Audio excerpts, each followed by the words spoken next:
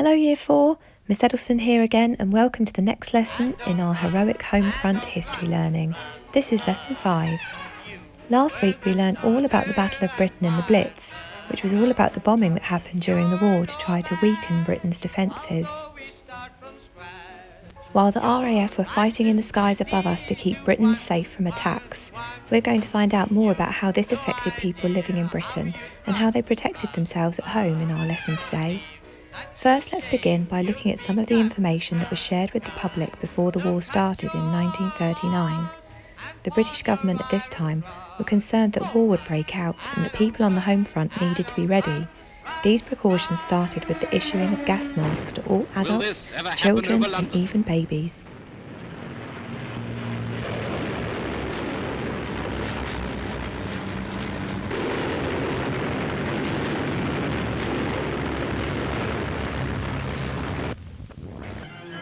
Great Britain is an island, and that is one reason why we have never been invaded since 1066. But the modern warplane has changed all that, and today Britain is preparing to meet the danger of attack from the air. Gas mask factories are working overtime in the knowledge that thousands of enemy planes could spread out over the land and cover it with a blanket of poison gas. Everyone in Britain was given a gas mask in a cardboard box to protect them from gas bombs which could be dropped during air raids. Poisonous gas bombs had been used a great deal in the First World War, and many soldiers had died or been injured in gas attacks. In fact, this never happened during World War II, but people were taught how to use their gas masks in case. Everyone was required to carry their gas mask with them at all times. It was the job of air raid wardens to make sure everyone had their gas mask with them. Children were issued with what became known as Mickey Mouse gas masks. The nickname was an attempt by the government to make the gas masks seem less scary. We're watching some footage taken at the time of an air raid warden coming into a school to teach the children what to do and how to use their gas mask properly. How do you think these children would have felt at the time, being made to wear something like this on their face and being taught what to do in case of an air raid? Now we're used to fire drills in our school. We know where to line up and how to exit the building carefully. Imagine what it would have been like to have a gas mask with you, carrying it to school with you, and keeping it under your desk every day just in case. Next, let's watch one of the public information films that was released at the time and played in cinemas, where many people went every week because there were no TVs, to make sure everyone was aware. Everyone should carry his gas mask just as the civil defense services do. They are under strict orders and always carry them. How many of you carry your gas masks? Yet civilians are just as much in danger of a gas attack as the services, and they should take the same precautions. You should have your gas mask with you always. Your mask is of the greatest importance to you, so have it tested regularly by the warden. Learn to put it on quickly, too. It can be adjusted in a matter of seconds. If you wear spectacles, take them off first. If you're wearing a hat, take it off calmly but quickly, and always hold your breath so that you don't take gas into your lungs. Take your gas mask by the side straps, push your chin forward into it, pull the straps over the head as far as possible, and run your fingers along the rubber part. Learn to wear it for 20 minutes at a time.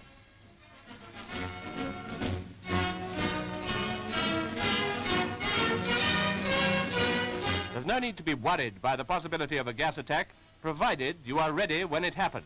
But keep your mask handy. Attacks from the air are swift.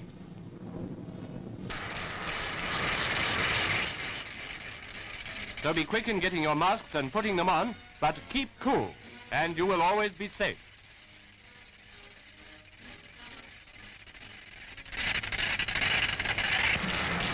Your gas mask will adequately protect you against any gas that attacks the face and lungs.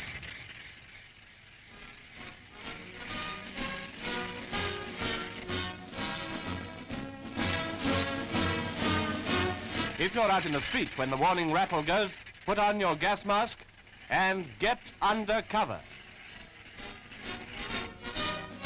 Wherever you go, have your gas mask with you always.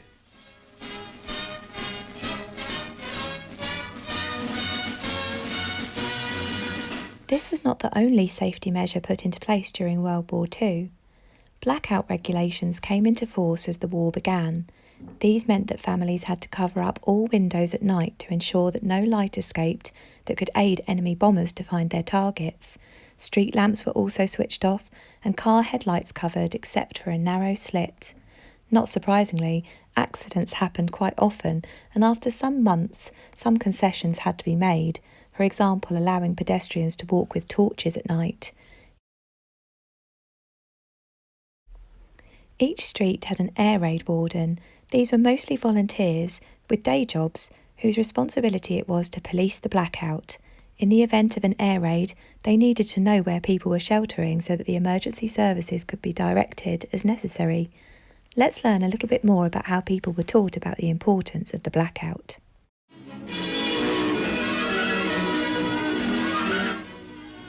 Royal Air Force observers tell us that the blackout in Britain at night is pretty good. But in the morning it's not so good, although it's every bit as important.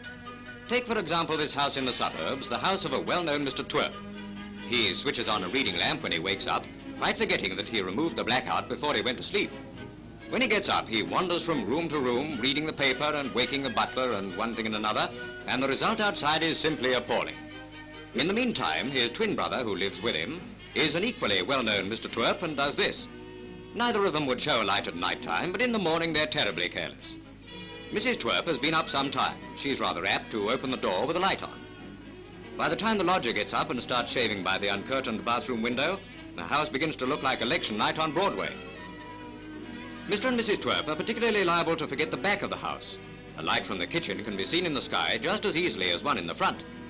Another point in the morning blackout occurs on the way to the office. Mr. Twerp decides to have a blackout on the old bike. He forgets that because he can see the way, he may not be visible to others until the last moment. Mr. Twerp is not the only one guilty of the morning blackout. Cleaners and porters and other early workers in business premises often light up in the morning gloom like this. Mr. Twerp himself, of course, seems to be practically a fifth column. He comes home in the evening and blacks out one window and stops to light a cigarette before he does the others. But this is really an exception. It's in the morning that he's so careless.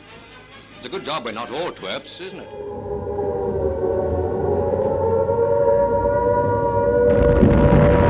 Now we know that the most intense period of bombing was known as the Blitz, when enemy planes were spotted, air raid sirens would sound, and people were told to take shelter.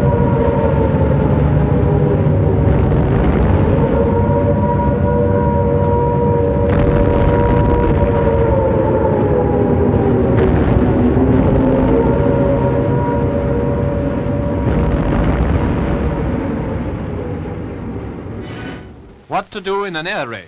Here are a few important rules to remember. Get under cover at once. Don't stand staring at the sky, take cover at once. But don't rush, take cover quietly, then others will do the same. If you're in the open with no cover, lie down. If your home is within 5 minutes, go there and take shelter.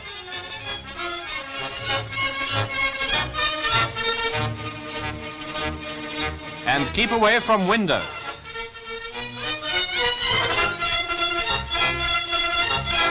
Admit passers-by, they need shelter too. Motorists, get off the main road, park close to the curb. Switch off headlamps, leave only side and rear lamps. Always carry your gas mask.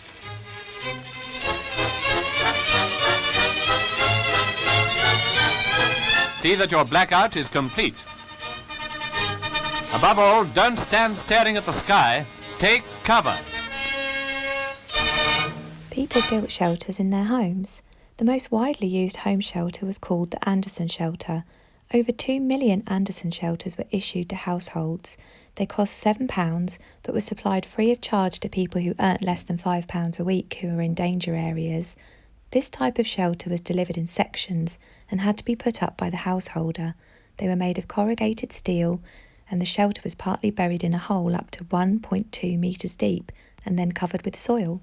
They were remarkably bomb-proof unless they suffered a direct hit, but they were incredibly cramped, drafty, and tended to flood after rain, which made sheltering a rather chilly experience, even if you did have flasks of tea, blankets and hot water bottles. Although, to have an Anderson shelter, you needed a back garden, which many people who lived in cities did not have, and the standard shelter could only hold 4 people, 6 at a push. Next, let's watch a film that was made at the time to teach people how to set up their shelter properly. Before the war, the authorities had made extensive tests of shelters, including the well-known Anderson type. In this demonstration test, the Anderson shelter successfully withstood the blast of a 500-pound bomb, even though the building close by was wrecked. And here's an actual shelter that was bombed. It had the right amount of protection at the sides of 30 inches of earth and rubble, top 15 inches, and what was just as important, back 30 inches, and the people in it were uninjured. The entrance should be protected like this. A bomb fell very close to this shelter, but the earth wall in front of the entrance completely protected the occupants. Many people forget the emergency exit. To make this, all you have to do, if the entrance is blocked, is to remove a segment at the back and dig an opening through the earth. So keep a spade in the shelter for use in that emergency.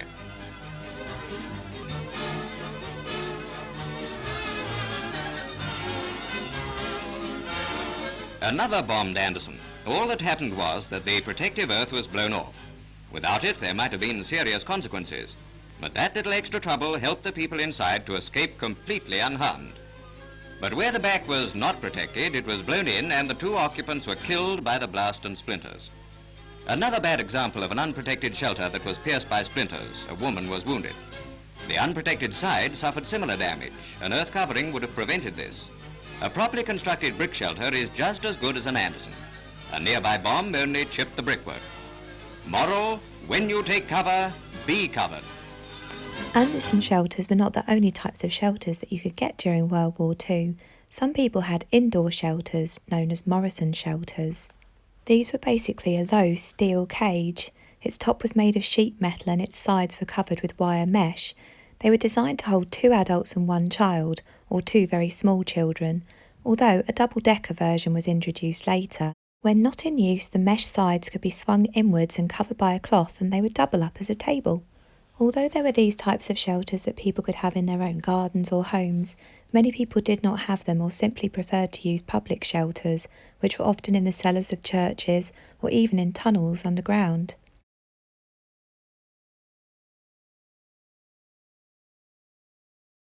In Portsmouth, a huge network of tunnels were dug into the chalk under Portsdown Hill to create a large public shelter which could hold over 2,000 people.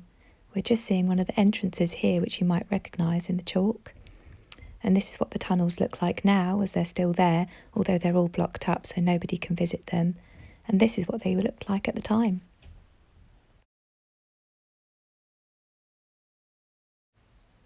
In London, many people use the underground tube stations to shelter from the air raids above.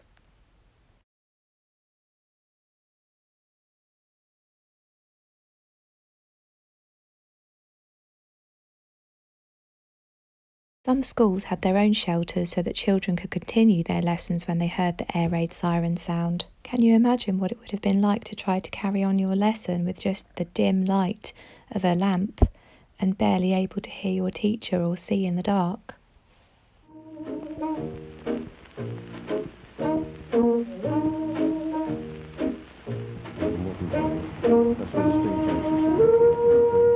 That's me, Isabel. And that's my granddad, Alan. He's 82. At the start of World War II, he was 9 years old, just like me. During the war, Grandad lived at the top of this hill. From here, he'd often see British warplanes going off to fight enemy planes attacking London.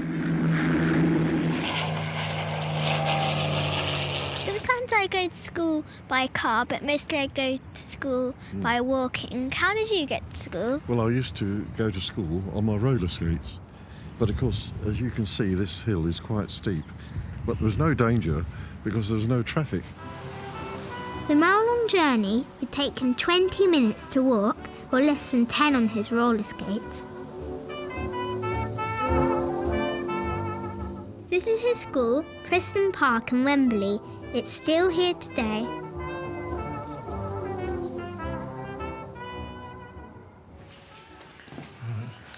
Is this your classroom? Yes, I was last here in about 1940. Grandad's classroom would have looked something like this one. The different things about that time was our teachers don't wear suits. No. And we don't have blackboards. Yes. We don't have individual desks either. Yes. Sometimes, when Grandad was at school, they'd hear an air raid siren, which meant that enemy planes were in the area and might be dropping bombs. What would happen if an air raid went off during you were in school? It really was disruptive, and the headmistress here has written about the daily effect this had on the school. So here you see September the 6th, for example. The school began at 10:30 this morning and at 2:15 this afternoon, following air raid warnings. September the 14th, school opened at 10:50, following the all clear, but children went to the shelters at 11 and remained until 11:40. If the air raids happened during school, then I think I would feel a tiny bit scared. But Grandad wasn't scared. I used to go home sometimes hoping, looking up to the sky and hoping I would see a dogfight with the Hurricanes and Spitfires attacking the bombers and all the white lines and tracks left in the sky. Because for a young lad, believe me, that was very exciting. During the war, 9,000 bombs found the area where Grandad lived. Because of the bombing, many children were evacuated to safer parts of Britain or even to other countries. Some of Grandad's school friends were sent to Canada on this boat. Here, on September the 23rd, is a very sad entry. The whole school was shocked today when we received the news that 7 children lost their lives when the ship in which they were being evacuated to Canada was torpedoed. I would be a bit sad if 2 of my friends got torpedoed.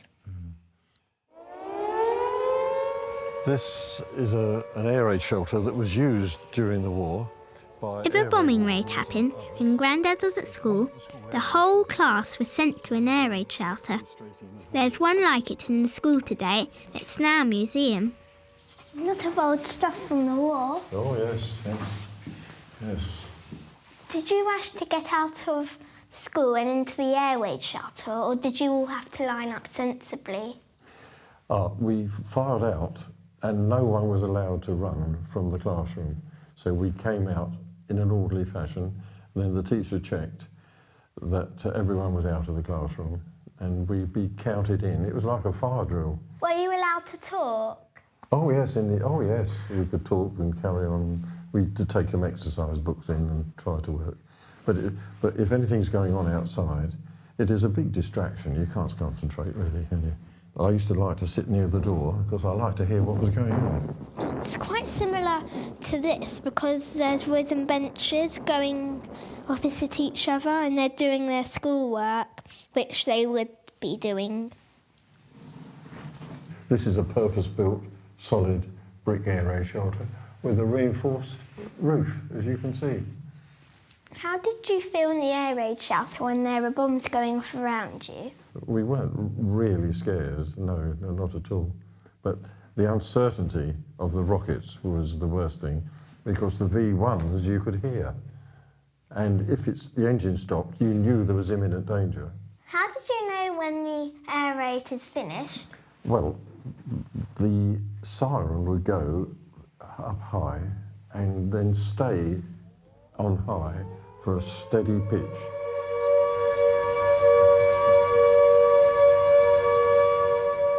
When the all-clear siren sounded, Grandad and his friends collected pieces of metal called shrapnel from the recently exploded bombs.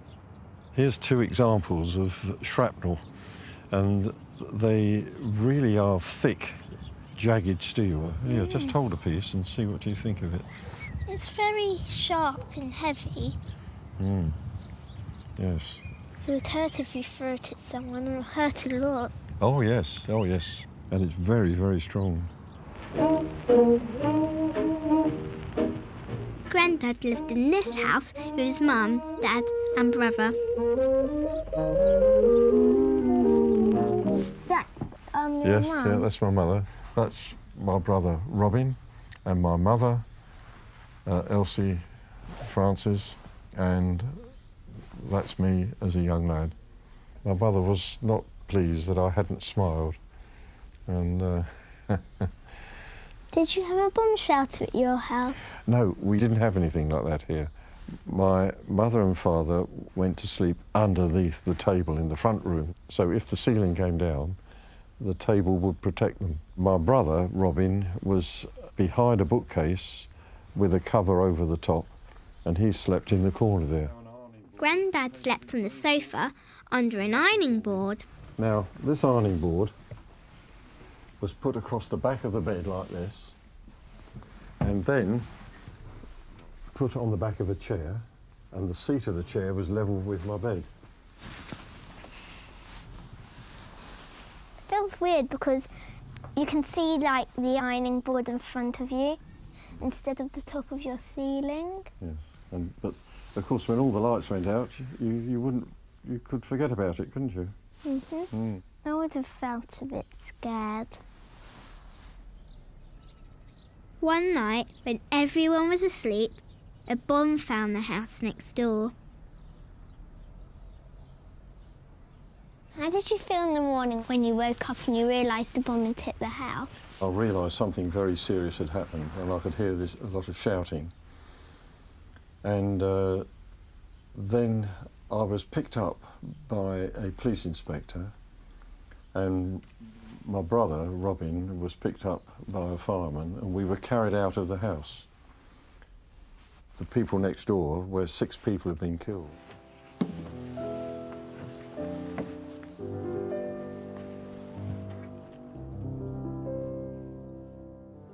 Grandad's told me lots of stories about his life growing up as a child in World War II, but my favourite was that he slept under an ironing board and it saved his life. Many of the bombs dropped by the German forces were incendiary devices that looked like this. They were bombs that were designed to start fires.